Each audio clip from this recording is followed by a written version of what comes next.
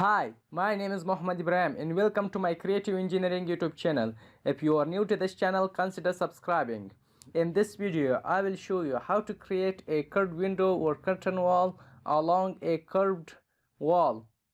To start, we need three important things.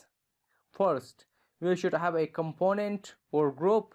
Then, we should have a baseline or reference line, and finally our target line on which we want to create our curtain wall or curved window. For that purpose, first we need to draw a baseline.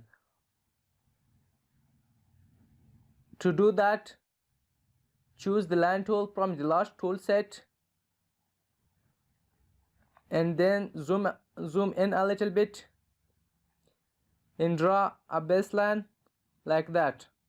In order to create a target line, select this group of the model,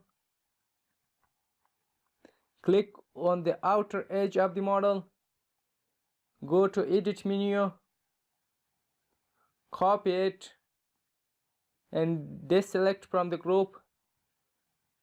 Now go again to the edit menu and choose paste in place in order to create a target line.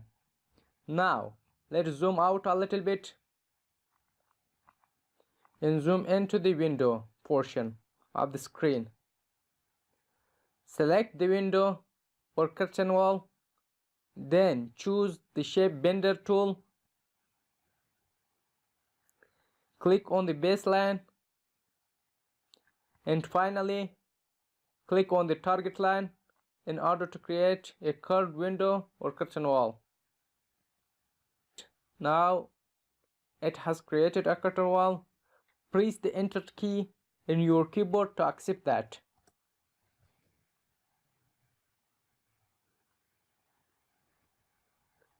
Now as you can see, it has moved a little bit upward. To adjust that, select this curved window, choose the move tool from the last tool set,